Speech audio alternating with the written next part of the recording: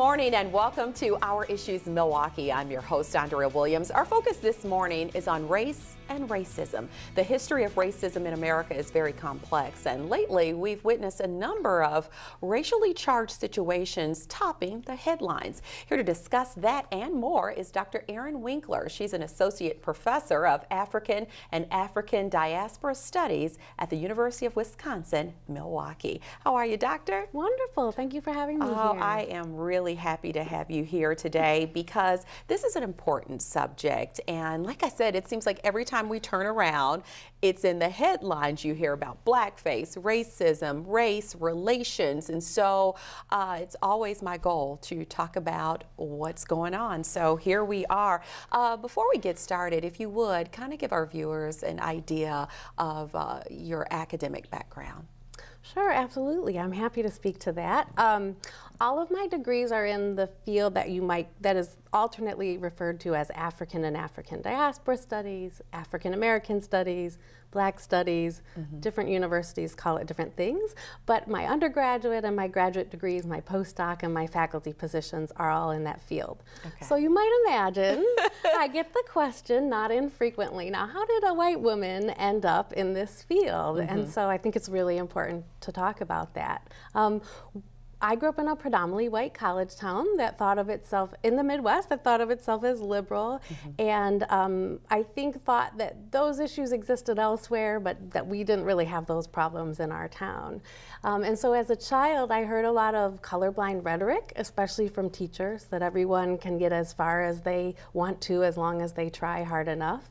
But it was clear to me, even as a child, as an adolescent, that that wasn't true, that my peers, my African American peers especially, were treated differently than my white peers. And I was frustrated that I saw these patterns, and yet when I would sort of press adults around them, they wouldn't have language for it. They wouldn't be able to explain it. They'd deny it and sort of say, we treat everyone the same. And so I started being interested in issues of racial inequity. So I started studying sociology in college, and I took an African American Studies course sort of not by mistake, but as an elective. And I had a wonderful professor, and I thought, this is where I'm going to get the answers to the issues that concern me. Yeah. And here you are today. Now, if I'm correct, you got your PhD at Berkeley? Yes. Yes, I think that's amazing. And there's so much to your resume that really caught my attention. And one thing for sure, there is the Smithsonian National Museum of African American History and Culture in Washington, D.C.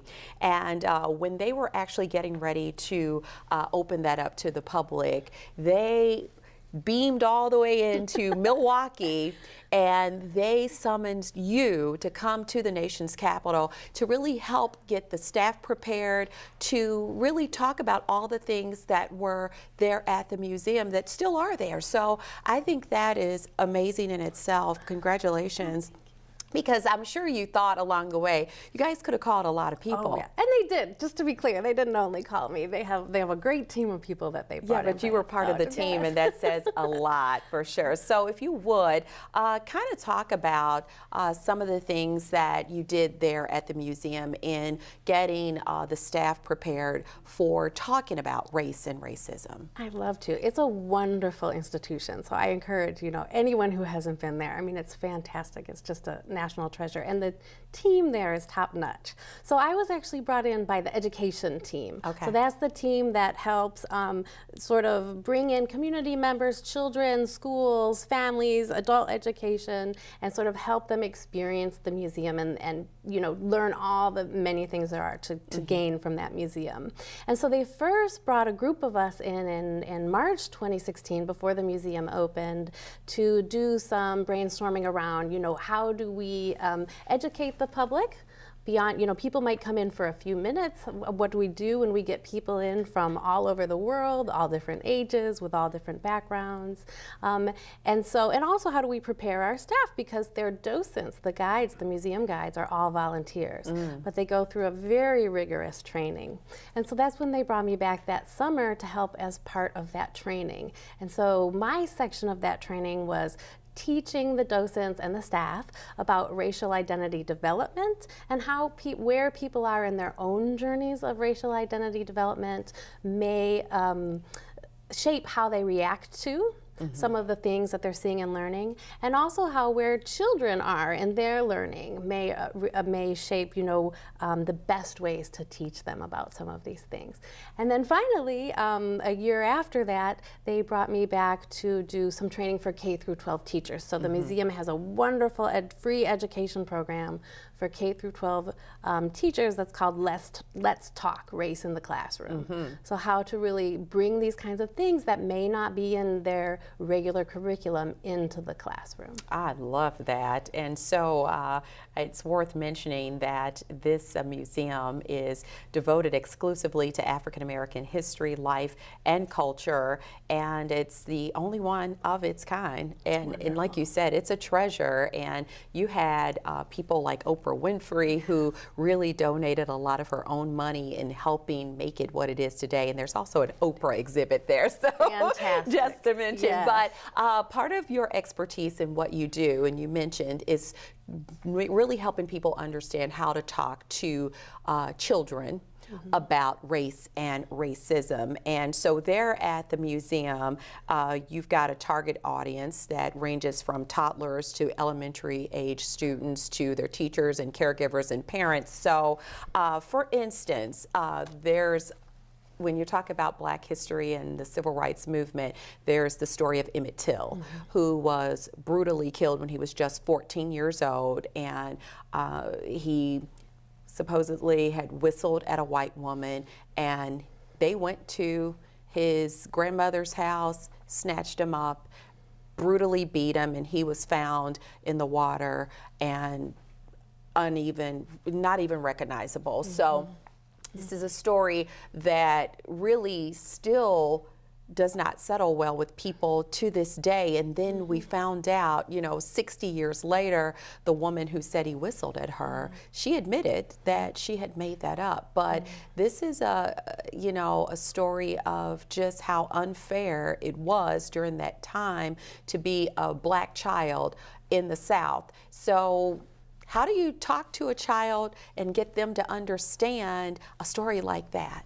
So this is really difficult for adults and parents and teachers, and this is why we find in our research that adults avoid, generally, a large part, talking to children about race. Now, African American parents often don't have the same luxury to avoid this conversation because they're attempting to keep their children safe in the contemporary moment, and so they have to prepare them for what they're going to encounter.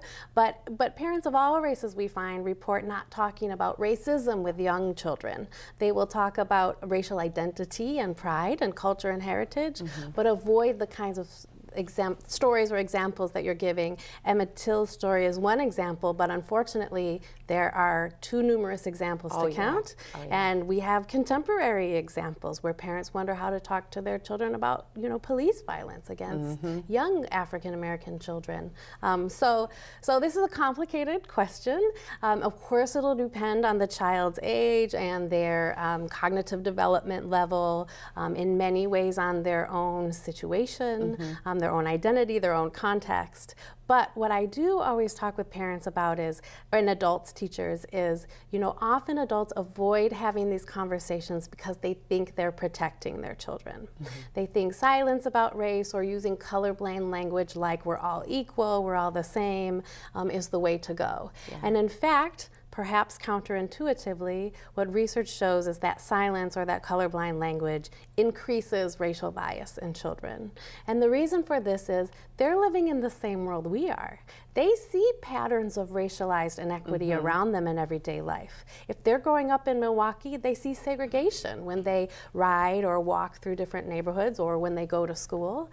They see differences in their children's films about who's the hero or the princess, or who they see differences in their curriculum about who is seen as making important decisions in history that should be documented in textbooks. And they're seeing differences in who has what kinds of jobs at their school or their doctor's office. And so they see these patterns. And what happens when adults don't help them understand why they exist is children tend to internalize those patterns as deserved or justified, when we do teach them about racism, we tend to teach them about racism exclusively in the past. So they tend to learn about enslavement, the civil rights movement. Emmett Till's story may be part of that, discussion of the civil rights movement. And perhaps unintentionally, what research shows, the takeaway message for kids then is, it used to be a problem. It's not now. Thank goodness Martin Luther King took care of it, so now we're all equal. And counterintuitively then, the takeaway message for them is, any remaining patterns I see of inequity must be earned or deserved. Gotcha, wow. And, and it's all right there, but really just to have you break it down and remind us that, it's important to teach the past, but it's also important to look for examples of what's going on in the present to tie it all together and, kind of help them understand in so many ways that this is the world we live in. However, it's very important not to kind of say, oh, it's just the way it is, but to be ready to fight like those civil rights leaders did. So it's very important to put this in terms of fairness for children. Sometimes we tend to talk about it as individual bad, mean, or sick people. What that does is help them sort of say, like, well, it's just a few people, and not see it as really the systemic problem it is. So we try to talk about it, especially even with young kids, about unfairness that has gotten really tangled up into our country for a long time. And many people, like Martin Luther King and Rosa Parks, and people they've probably heard of, have helped to untangle that unfairness over time, but that we have a lot of untangling left to do. And so it's very important, like you say, not just to teach them about unfairness, but to empower them, because otherwise it's scary to them, it can be shameful, they can feel like victims, and so there are good reasons why parents might want to avoid talking about this unfairness. But if we talk about unfairness in the right age-appropriate way and then empower them, you never want to leave them without the empowerment part.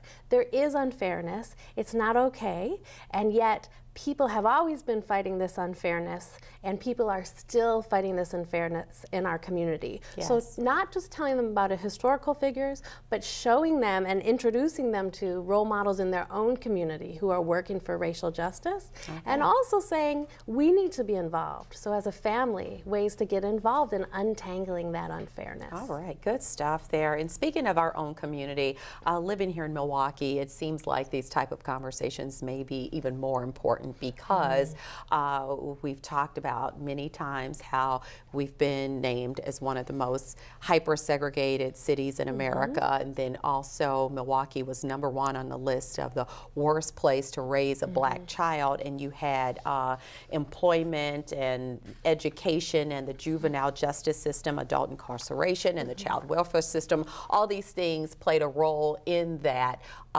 conclusion. But when you hear these things, and like you said, the kids are witnessing different things happening on a daily basis right there in their own communities, what are your thoughts on that? Well, I think exactly like you said, this is why parents may think and other adults, teachers may think they're protecting children by remaining silent around these issues, but children are living in the same communities we are, and they're seeing these inequities. So the things that go into that, worst place to raise a child, that has to do with inequities in schooling, inequities in poverty and wealth, inequities in healthcare, inequities in incarceration, and so on and so forth.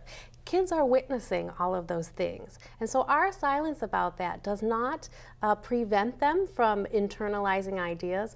All it does is we give up our right or our ability to shape their ideas and help them understand why those patterns exist. And not just talking to them about it, they also witness you talking about it. So if you make comments that are derogatory towards another group of people or someone in particular, whichever side of the track you're on, then they're picking up on that and they internalize it, and somewhere down the line that might come out in their own rhetoric, right? Well, anyone who spends time with kids knows that they're not buying this do as I say, not as I do.